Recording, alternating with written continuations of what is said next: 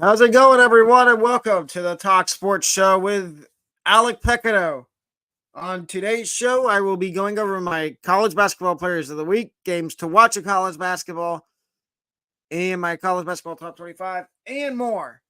Let's get started with my top. Segment one's going to start with my college basketball top 25.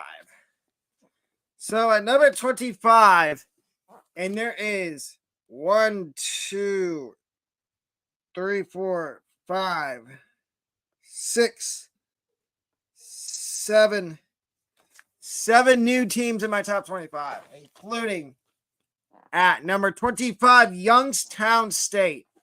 And I'm doing this based on how the teams play every week. If you go 2-0, if you win your games, you move up the rankings. If you lose, you get pushed down the rankings or out. If you have a bad week and go 0-2, you're done. Youngstown State, I've enjoyed watching them play this year. It's appetizing watching a mid-major team play really, really well. And I enjoy watching Youngstown State basketball a lot.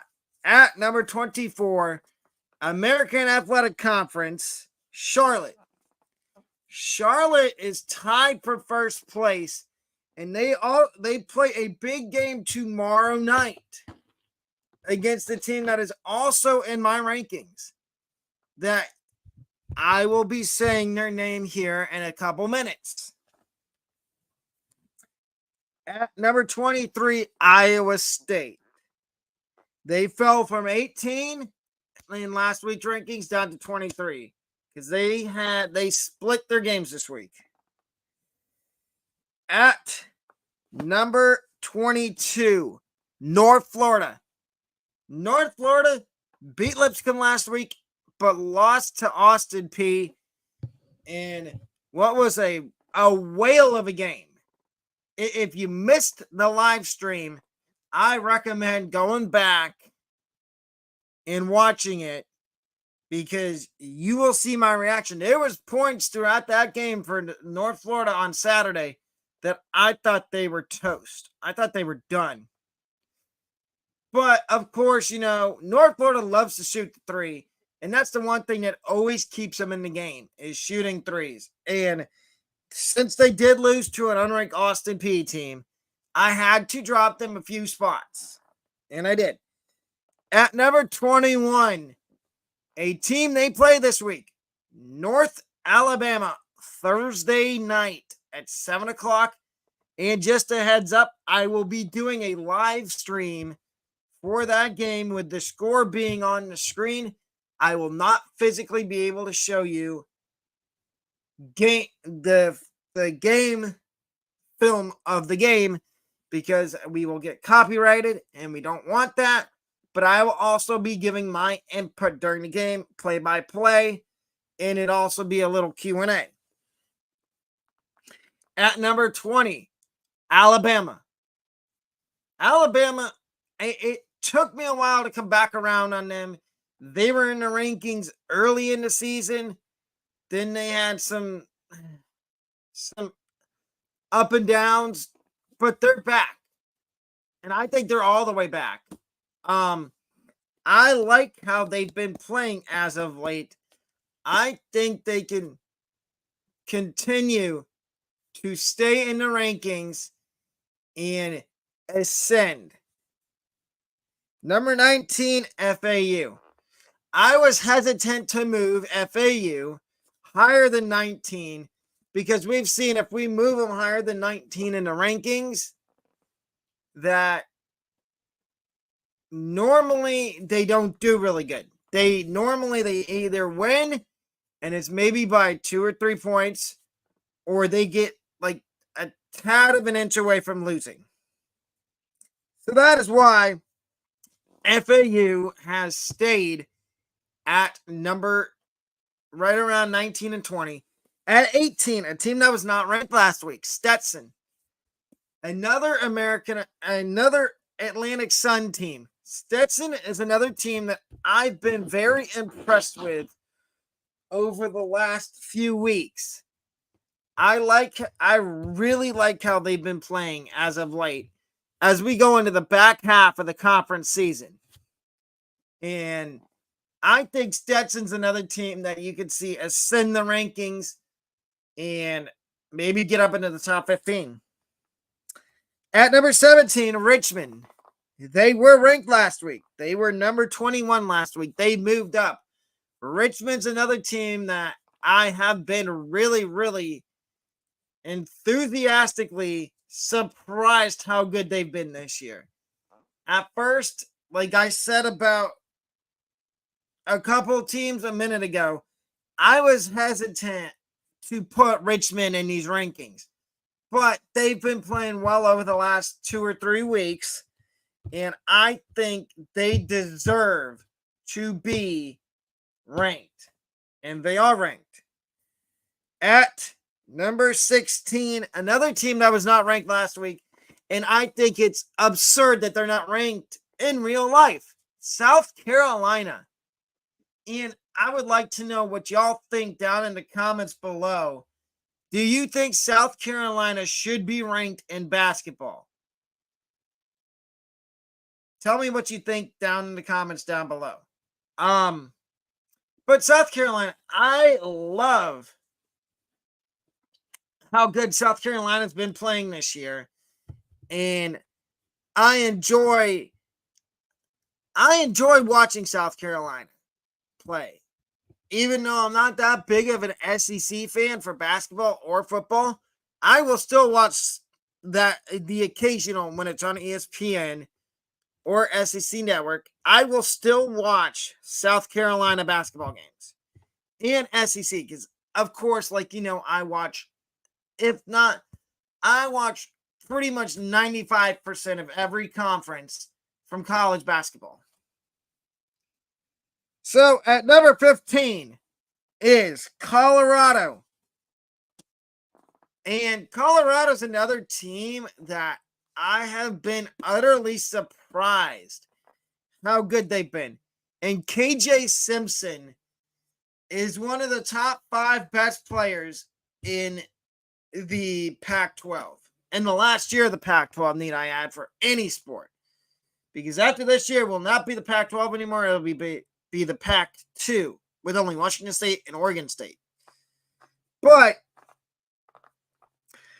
I like how Colorado's been playing this year. I think that they can find themselves in the top 10. They got a big game this week against a team that's in my top 5 that is in their conference. At number 14, another team that was not ranked last week, Tennessee. With Tennessee, I need to see consistency in order for them to stay afloat in my rankings and move up or move down. And I've seen that over the last couple of weeks, so Tennessee is now back in my rankings. At number 13, Auburn. Auburn moves up 1 spot. They were number 14 last week. I like how Bruce Pearl has his Auburn Tigers playing going into the second half of the SEC. Going into the second half of SEC play. I think Auburn's one of those teams you need to keep your eye on and watch out for coming up toward March. I think they could keynote this and clip it. I think Auburn can make a deep run in March Madness if they continue to play really well. At number 12, Wisconsin. They fell big time because they had an upset. They got upset by Nebraska last week in overtime. And I think I called that upset last week on the show. Go back and correct me if I'm wrong, but I think I said Wisconsin was on upset alert at some point last week. I don't know if it was when they played Nebraska or when they played Purdue. I think I said it when they played Nebraska, and look what happened. They lost to Nebraska. So they fell from 7 to 12. At number 11, moving up one spot, is South Florida. They have a massive game tomorrow night at home for first place in the American against Charlotte. And that, just a little hint, you may see that game in the next segment. In this segment, in the last part of this segment. At number 10, Texas Tech. Yes, Texas Tech did fall 2 spots. They were number 8 last week. They are now number 10. I still believe in Texas Tech. And I believe that Texas Tech is actually really good. I don't think this is just a lucky. I don't think this is a lucky year for Texas Tech. I think Texas Tech is going to win the Big 12. At number 9, Kentucky. Kentucky's back in the top 10 due to the fact that they've been playing really, really, really good of late. And they're another SEC team that I really get a kick out of watching because of how good their guards are. And the 7-foot, the guy they just got eligible a couple weeks ago. I'm not going to even try to pronounce his name, but I do like how good Kentucky's been of late. At number 8, Houston. They fell from 5 to 8 because of their loss over the weekend to Kansas. That's only 3 spots. That's a 3-spot difference. But I think Houston's another team. I believe in Calvin Sampson. I think Calvin Sampson is a heck of a basketball coach. And I think that Houston is fine. They will stay in the top 10. But will they ever be number 1? I doubt it. At number 7, Dayton. Dayton's another team that they were number 9 last week. They moved up 2 spots. Yeah, they moved up 2 spots from 9 to 7. They're another team that has been playing tremendous over the last few weeks to stick around in the rankings and not get taken out or dropped. At number 6, Duke. They dropped a few spots because if you didn't see over the weekend, they got beat by North Carolina.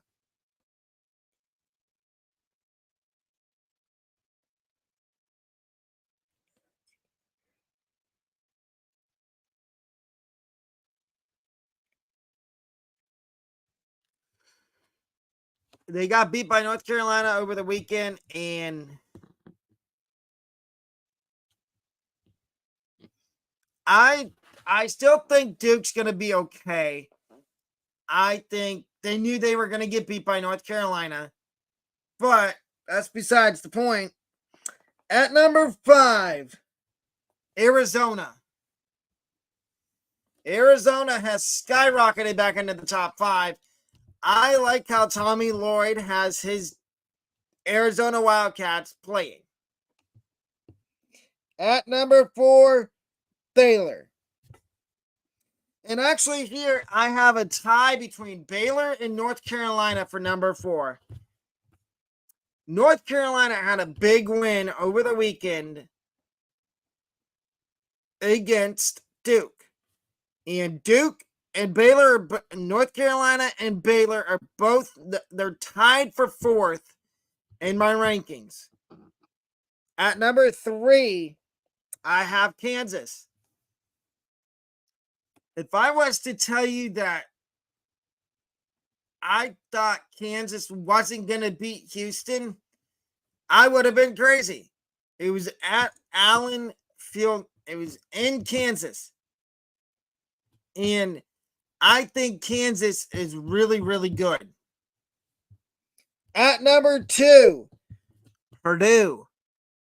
Purdue is another team they had a really good game yesterday against Wisconsin. They beat Wisconsin 79-69, which was 10. They beat them by 10. And I think I think Purdue is another team that can make a deep run in March. And at number 1, to no one's surprise, is UConn. UConn is really, really good. And I would venture to bet they're one of the favorites to win the national championship of basketball. Now, here are my players of the week as chosen by me and some of my subscribers on YouTube. The ASUN player of the week for the 6th time this year is Chaz Lanier. He had 2 really big games this week. The first one was Wednesday against Lipscomb, and then on Saturday in a loss to Austin Peay, he had 33 points, including a couple big 3-pointers to keep UNF in the game. The AAC player of the week from Memphis, David Jones. David Jones is a guy that he sticks around, and this is the second week in a row he's been the player of the week in the AAC. The Big Ten player of the week, it's co-players of the week because they were tied in the poll I put up for them. Khalil Ware, Indiana, and AJ Storr, Wisconsin. Both guys have been really, really good over the last few weeks, and we had to get away from Ohio State because I'm just going to say it right now. Ohio State's not that good in basketball. But I like how both of these guys are playing, and I think Khalil Ware could be a lottery pick. And the Big 12 player of the week from Kansas, Johnny Free. Johnny Free is the Big 12 player of the week from Kansas. We didn't know much about him until he went out against Houston and put up 17 points. And I enjoy watching him play. I know he gets probably 10 to 15 minutes a night, doesn't put up that many points, but he's a guy that I enjoy watching a lot. And now here are some college basketball games to watch this week. Tonight, you've got number 3 Kansas at Kansas State. And a little heads up, this game may be on my free play of the night at the end of the show. On Tuesday, you've got Charlotte and South Florida at 9 p.m. I will be watching that game. Also on Tuesday, you've got number 10 Texas Tech and number 4 Baylor at 9 p.m. And then you've got on Wednesday, you've got Auburn, Alabama, the rematch in Tuscaloosa at 7 p.m. Thursday night, you've got number 25 Youngstown State at home playing Milwaukee at 6:30 p.m. At 7 p.m. on Thursday night, you have North Alabama, North Florida, 7 p.m. And I will be doing, like I said, a live stream for that, play-by-play.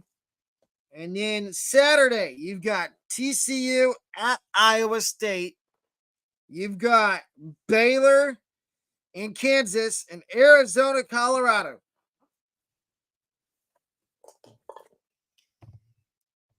And now, here's the second segment of the show. The first thing I'm going to talk about in this segment is, if y'all didn't hear over the weekend, the Tampa Bay Buccaneers hired their new offensive coordinator, and Liam Cohen from Kentucky. I did not see this coming at all. I thought they were going to take somebody out of the NFL to be their new offensive coordinator. I did not see this coming with it being Liam Cohen.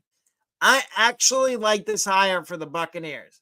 This is one of the smart things the Glazers did and Todd Bowles after losing Dave Canales. Now they need a wide receivers coach and a special teams coach and a run game coordinator.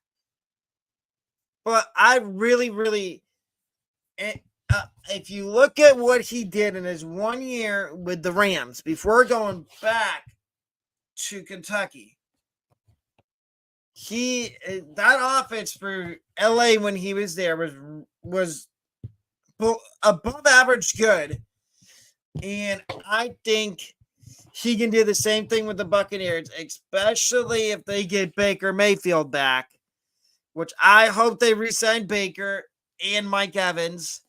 But Mike Evans wants $25 million, which I kind of think is absurd. But for a good wide receiver like Mike Evans, I think he deserves that. And in the comments down below, I want you to tell me what kind of contract you think Mike Evans gets, either with the Buccaneers or in free agency with somebody else. Now we are going to take a look at North Florida's remaining basketball schedule.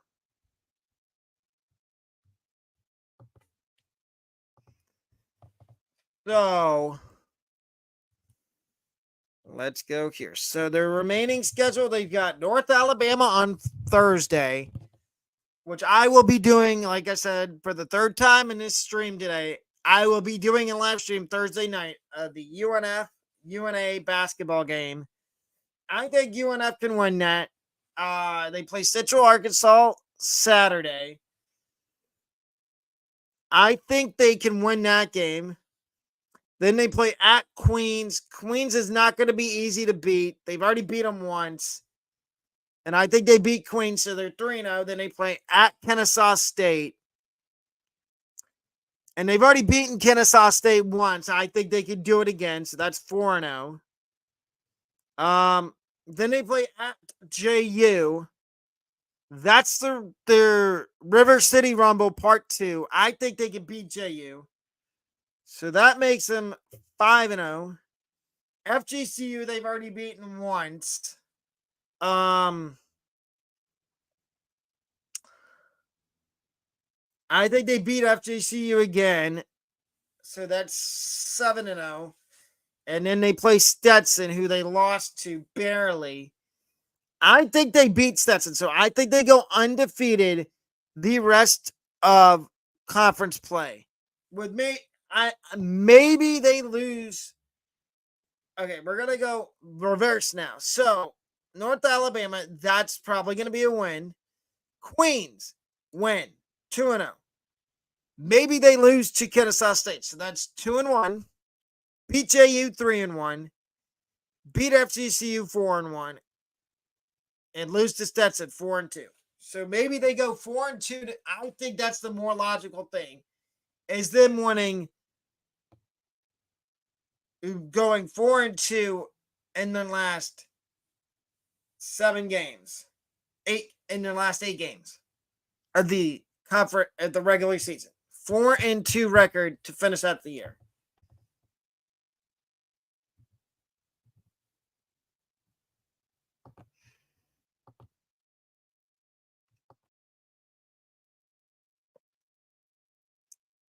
And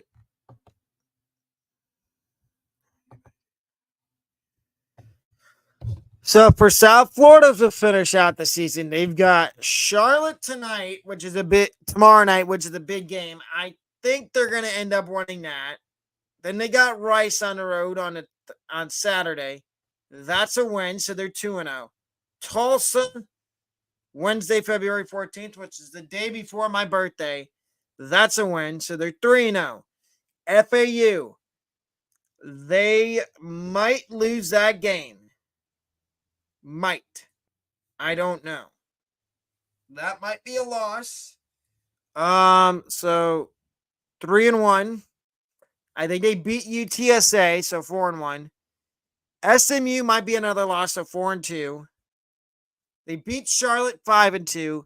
beat Tulane 6-2, and beat Tulsa again 7-2. So they go 7-2 the rest of the way in their conference schedule.